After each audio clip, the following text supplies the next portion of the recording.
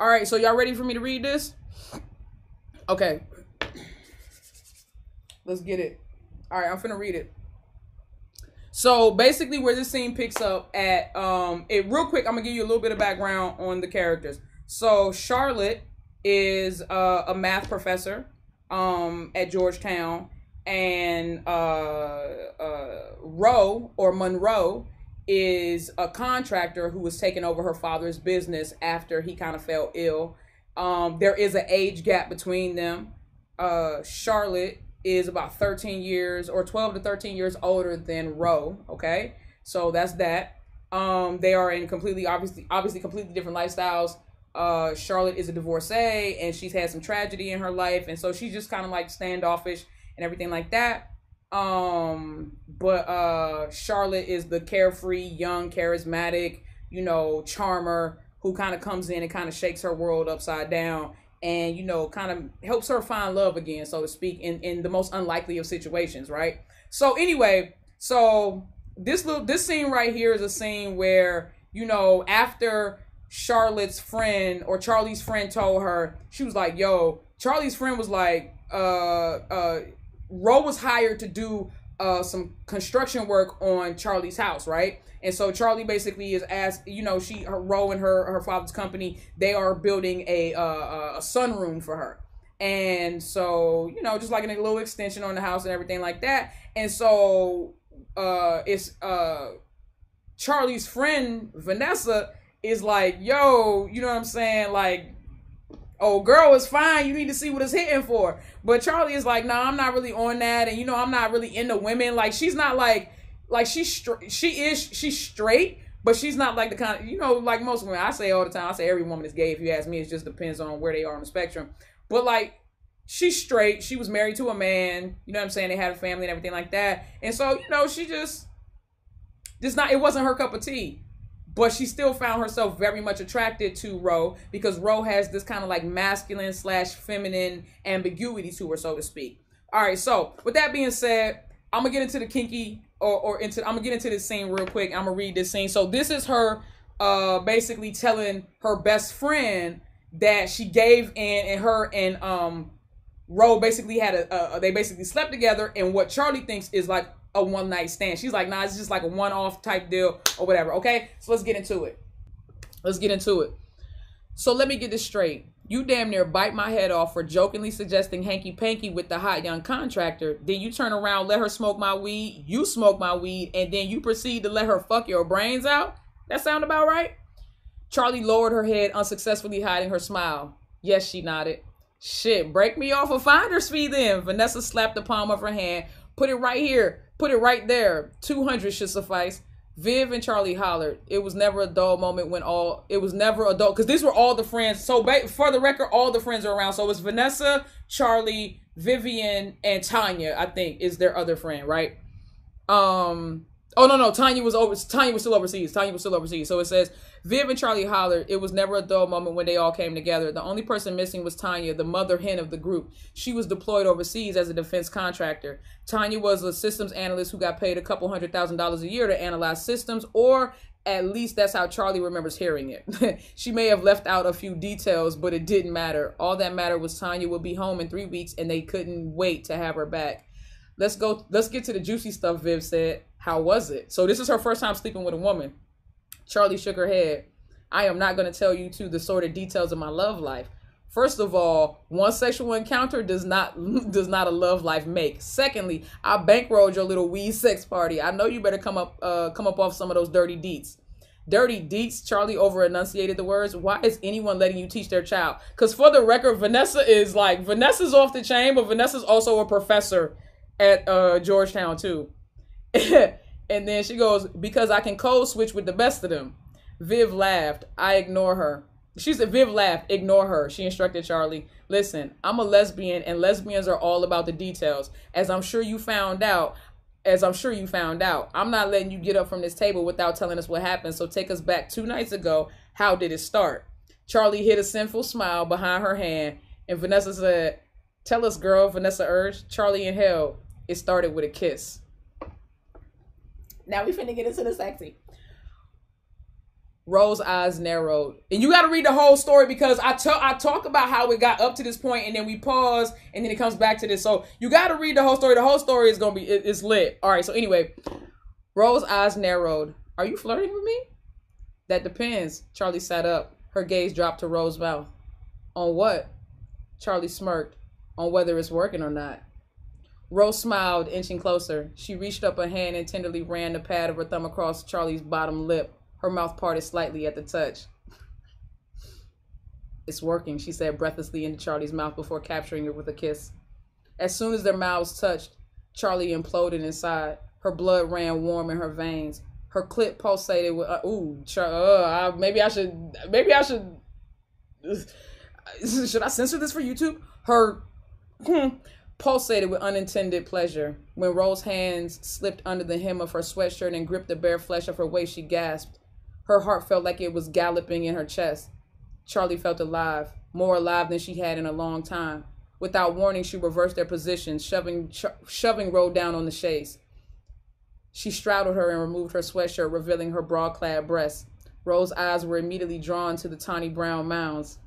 She studied the outlines of Charlie's body like she was preparing for an exam. Like what you see? Charlie asked, with more confidence than she felt. I do, Rose smirked. Her hands grazed the skin of Charlie's taut stomach and made their way upward toward her breast. She slowly and tortuously drug her fingers over their curves. Then her hands slid up Charlie's neck. Her thumbs pushed up against the bottom of Charlie's chin, forcing her to raise her head and expose her throat. Rose seized the opportunity, gently clamping down on the sensitive area with her teeth. Charlie winced and moaned at the painful pleasure. Rose's tongue licked and lapped her like a dog drinking from his bowl. Fuck. Charlie couldn't help but grind herself against Rose in response to the titillating contact. Is that what you want me to do to you? Rose pulled back slightly so she could look Charlie in her eye. Yes, Charlie sighed. The longing expression on her face gave the answer away long before she said it. Tell me you want me to fuck you, Rose demanded softly. The simple command was her undoing. Moisture pooled in her panties. She clenched her thighs against Rose's waist like a vice. Fuck me, Charlie whispered coyly. I want you to say it like you mean it. Rose stared her straight in the eye, demanding she be taken seriously. I want you to fuck me, Charlie said again with more fervor. Rose gave her a satisfied smirk. Yes, ma'am. She raised her hips, forcing Charlie to get off her. She took Charlie's hand and led her into the bedroom. Charlie remained quiet as Rose took charge of the situation. She'd never been with a woman. She had no idea what to do or how to do it, but as she watched Rose kneel in front of her, her gaze never leaving her face, she knew she was going to give it the old college try. She giggled at her thoughts. What? Rose asked. Nothing. You can't laugh right now and not let me in on a joke. Charlie shook her head. I don't know what I'm doing. Rose shrugged. So? What if I do something wrong? You're the professor. What do you do when one of your students gets the answer wrong? I correct him, Charlie replied. Exactly. Yo, stop playing with me. Rose kissed Charlie's inner right thigh. I'm the professor, she said, kissing her other thigh. And you're the student. Rose placed a hand on either of Charlie's shoulders. Now relax, she said as she gingerly forced her back to the mattress. Charlie didn't resist. She laid back, her eyes focused on the ceiling fan above her bed. She felt Rose's fingers grip the waistband of her pants and tug downward. She raised her hips slightly off the bed to assist Rose in removing her bottoms. Then she quietly watched as Rose removed her own clothing. She was surprised to find Rose not wearing a bra. Her perky little breast sat on her chest, high and proud. Her panties were a soft black lace. Charlie wasn't expecting that. Rose's outward appearance wasn't aggressively masculine, but for some reason, Charlie was still shocked to see the noticeably feminine underwear on her. She liked what she saw and found her arousal heightened even the more. Y'all all right? Let me check in with y'all. Y'all good? Tingles are tingling. Y'all good?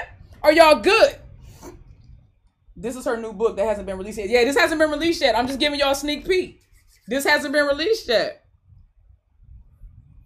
Rose climbed on top of her. Their eyes locked before her head descended and she kissed Charlie once more. This kiss was more urgent than the last. Charlie could almost taste the lustful desire on Rose's tongue. She never felt so wanted or needed.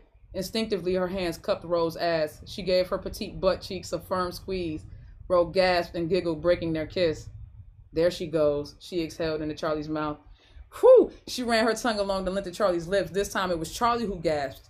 Rose's hand slipped inside her panties and cupped her pulsing vagina. Her pulsing for JJ. She used her fingers to tickle its wet folds. Charlie felt herself flex and release. The tantalizing way Rose played with her desire drove her to the edge of absolute insanity. Fuck me, Charlie heard herself beg again. Rose lifted her head and gave her a lopsided grin. At the same time, her lips met Charlie's fingers. Her fingers slid deep inside her.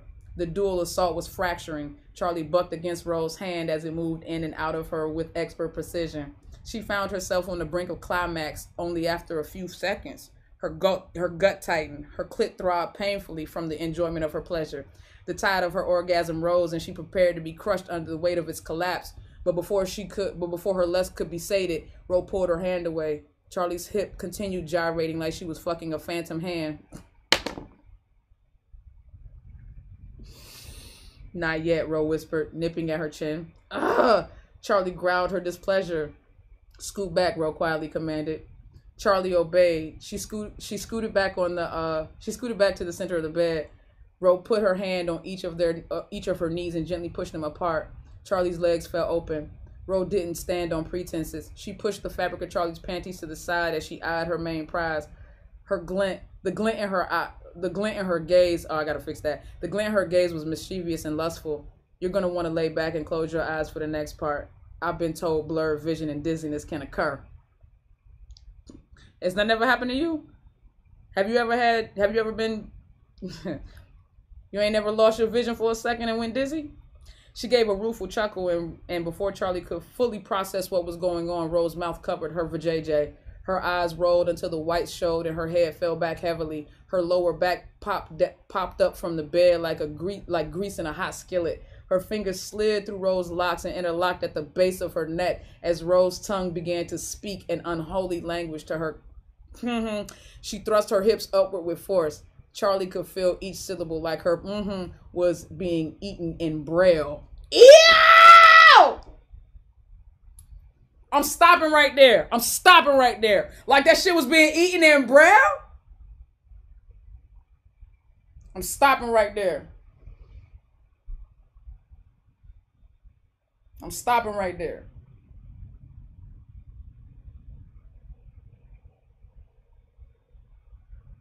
Now, this is not When All Else Fails. This is called A Love Like Hers. This is my new book that I will be releasing very soon. As you can see, it is 269 pages long, about 20 or so chapters. It's gonna be a good read, but I still got a little bit of editing to do. You know what I'm saying? But we're working on it. It's about to drop. We're working on it. Eating in braille, dog. Charlie could feel each syllable like her pussy was being eaten in braille, dog.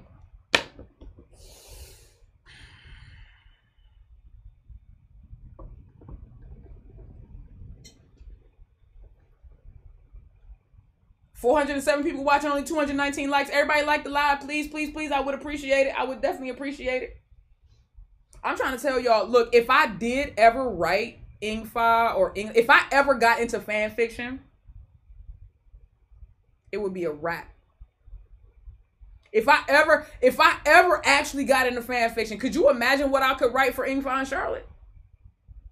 It would be a wrap. Zoinks! Look, zoinks! Zoinks!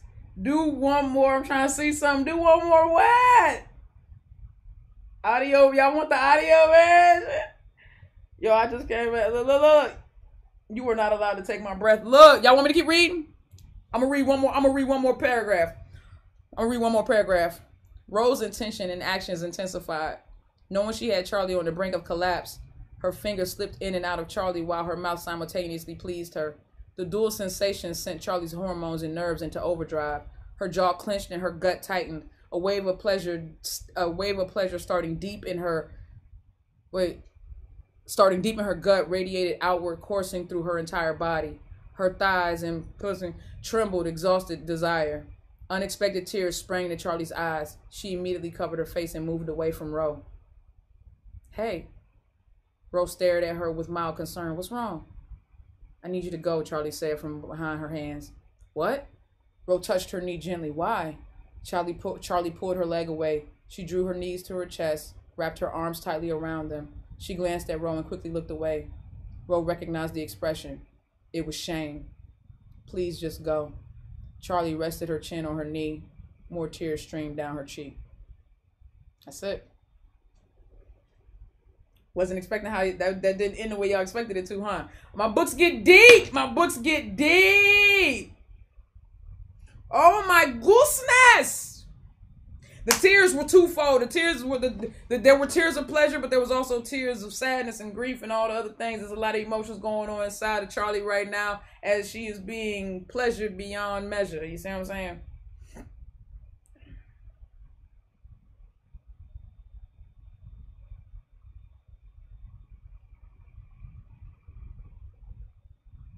Yeah.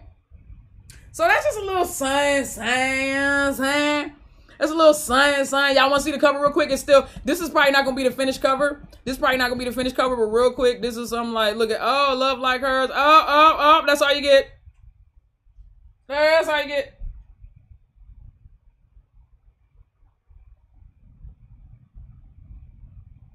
That's all you get. Nikki, your voice is so soothing. Thank you, Neptune. Appreciate you, baby. Damn, keep real. I can't. Nah, bruh. Nah, I gotta give you blue buzz. But it's good to know that y'all like this. So that means when it drops, y'all gonna cop, right? When it drops, y'all gonna cop. You need this book for science? I got you, baby. And here's the crazy part. Here's what's crazy. That's like the mildest sex scene in the joint. That's the first one. They chilling on that one.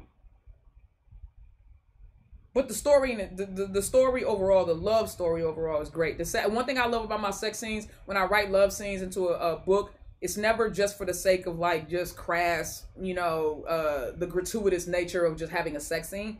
It always plays into the bigger story. And even in that love scene, you see where I ended it. It gets deep. It gets really deep actually after that. But I ended it there because I didn't want to spoil too much.